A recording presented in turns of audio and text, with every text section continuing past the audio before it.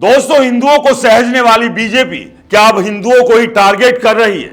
क्या खुद को हिंदुत्व की दुकान की मालिक बताने वाली बीजेपी के भीतर हिंदुओं को पीटने वाले गुंडे बैठे हैं? क्या बीजेपी के लिए हिंदू नहीं वोट मायने रखते हैं? पुजारी को पीटने वाले बीजेपी के गुंडे की गुंडई पर क्यों खामोश है बीजेपी के हिंदुत्व का झंडा उठाकर चलने वाले? नमस्कार दोस्तों, मेरा नाम है राज के वर्मा और आप देख रहे हैं रिपोर्टर जी। दोस्तों, 12 अप्रैल 2025 की आधी रात देवास के चामुंडा माता टेकरी मंदिर में जहां सन्नाटा और भक्ति का माहौल होना चाहिए था, वहां 7 गाड़ियों का काफिला रुका। इनमें से कुछ गाड़ियों पर लाल बत्ती और हूटर लगे थे, मानो कोई वीआईपी आया हो। लेकिन यह कोई वीआईपी नहीं, बल्कि बीजेपी विधायक गोलू शुक्ला का बेटा रुद्राक्ष शुक्ला और उसका गिरोह था। रुद्राक्ष अपने दोस्तों के साथ मंदिर में पूजा करने की जिद लेकर आया था। मंदिर के पुजारी उपदेश नाथ ने नियमों का हवाला देते हुए गेट खोलने से मना कर दिया। फिर क्या, रुद्राक्ष के साथी जितेंद्र रघुवंशी ने पुजारी को गालियां दी, धमकियां दी और मारपीट की। इतना ही नहीं, रुद्राक्ष ने इस पूरी गुंडई का रील बनाकर सोशल मीडिया पर डाल दिया, मानो ये कोई शौर्य गाथा हो। सीसीटीवी फुटेज वायरल होने के बाद मामले ने तूल पकड़ा।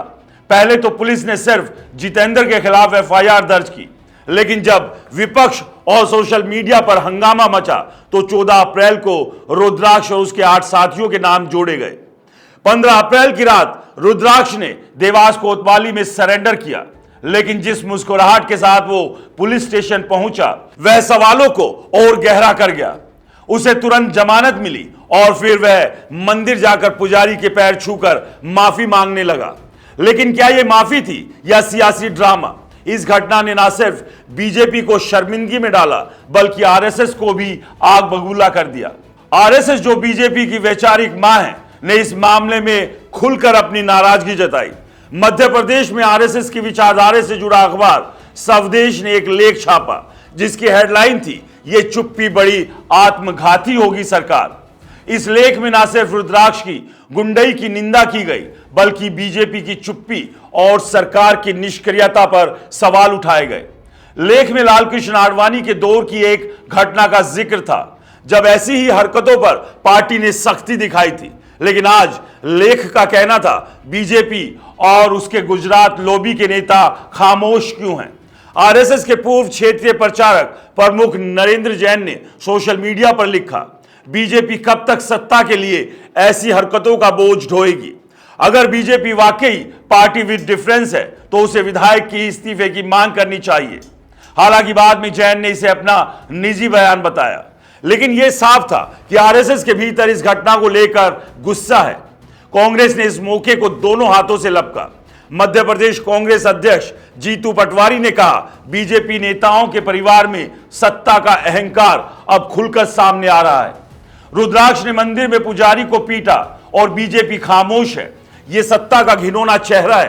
कांग्रेस नेता सज्जन सिंह वर्मा ने देवास जाकर पुजारी के पैर धोए और माफी मांगी, यह कहते हुए कि यह घटना हिंदू धर्म का अपमान है। विपक्ष ने न सिर्फ रुद्राक्ष बल्कि बीजेपी की पूरी संस्कृति पर सवाल उठाए। पटवारी ने याद दिलाया कि यह कोई नई बात नहीं है। 2019 में कैलाश विजयवर्गीय के बेटे आकाश विजयवर्गीय ने एक अधिकारी को बैट से पीटा था और लखीमपुर खीरी में अजय मिश्रा टैनी के बेटे आशीष मिश्रा पर किसानों को कुचलने का आरोप लगा था। बीजेपी के नेताओं के बेटे सत्ता के नशे में कानून को रोंद रहे हैं और पार्टी विद डिफरेंस का दावा करती है। पटवारी ने तंज कसा, बीजेपी की तरफ से बचाव में उतरे नेताओं ने कहा कि इस मामले में कोई नरमी नहीं बरती जाएगी। बीजेपी प्रदेश अध्यक्ष वीडी शर्मा ने कहा, कानून सबके लिए बराबर है, कोई भी किसी का बेटा हो उसे गलत करने की छूट नहीं। संगठन महासचिव हितानंद शर्मा ने इंदौर में 2 घंटे की बैठक की और गोलू शुक्ला को सख्त हिदायत दी कि वो अपने बेटे को काबू में रखे और पार्टी की छवि खराब ना करे। लेकिन सवाल यह है, अगर बीजेपी इतनी सख्त है तो रुद्राक्ष को तुरंत जमानत कैसे मिल गई? वो मुस्कुराते हुए कोतवाली क्यों पहुंचा? और सबसे बड़ा सवाल, पार्टी ने इस मामले में इतनी देरी से कार्रवाई क्यों की? क्या यह सिर्फ इसलिए हुआ क्योंकि सीसीटीवी फुटेज वायरल हो गया और आरएसएस ने दबाव बनाया? आरएसएस और बीजेपी का रिश्ता वैचारिक और संगठनात्मक तौर पर गहरा है। बीजेपी के कई बड़े नेता नरेंद्र मोदी, अटल बिहारी वाजपेयी, नितिन गडकरी आरएसएस के प्रचारक रहे हैं। चुनाव में आरएसएस के स्वयंसेवक बीजेपी के लिए जमीनी काम करते हैं, लेकिन 2024 के लोकसभा चुनाव के बाद से दोनों के बीच तनाव की खबरें सामने आ रही है। आरएसएस ने कई मौकों पर बीजेपी को आईना दिखाया है। दोस्तों, 2024 में मोहन भागवत ने मणिपुर हिंसा पर सरकार की चुप्पी की आलोचना की थी। उन्होंने अहंकार और शासक के कर्तव्यों पर टिप्पणी की थी, जिसे कई लोग मोदी सरकार पर निशाना मानते हैं। नितिन गडकरी ने भी जातिगत राजनीति और जवाबदेही पर बयान देकर गुजरात लॉबी को असहज किया था। और अब रुद्राक्ष शुक्ला कांड में आरएसएस का खुला हस्तक्षेप साफ बताता है कि वो बीजेपी की सत्ता के नशे से चिंतित है। स्वदेश के लेख में यह सवाल उठाया गया कि बीजेपी की चुप्पी न सिर्फ उसकी छवि को नुकसान पहुंचा रही है, बल्कि हिंदू धर्म की रक्षा के उसके दावों को भी खोखला कर रही है। लेख में गुजरात लॉबी, जो मोदी और उसके करीबी नेताओं से जुड़ी है, पर निशाना साधा गया। यह पहली बार नहीं है जब आरएसएस ने बीजेपी को हिंदुत्व के नाम पर जवाबदेही की याद दिलाई। मध्य प्रदेश में नेताओं के बेटों की गुंडई कोई नई बात नहीं है। 2019 में कैलाश विजयवर्गीय के बेटे आकाश ने एक नगर निगम अधिकारी को क्रिकेट बैट से पीटा था। उस वक्त भी बीजेपी ने कानून अपना काम करेगा का राग अलापा, लेकिन आकाश को कोई सजा नहीं हुई।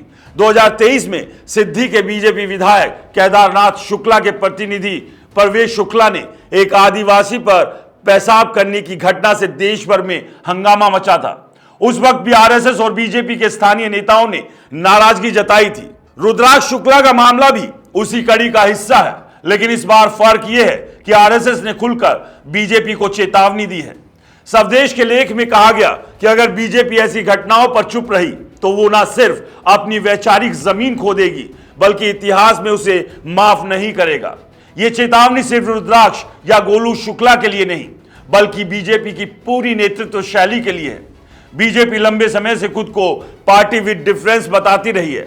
वो दावा करती है कि उसकी राजनीति नैतिकता, हिंदुत्व और अनुशासन पर आधारित है, लेकिन रुद्राक्ष शुक्ला जैसे मामले इस दावे की पोल खोलते हैं। सवाल यह है, जब बीजेपी के अपने विधायक के बेटे मंदिर में पुजारी को पीटते हैं तो वो हिंदुत्व की रक्षा का दावा कैसे कर सकती है?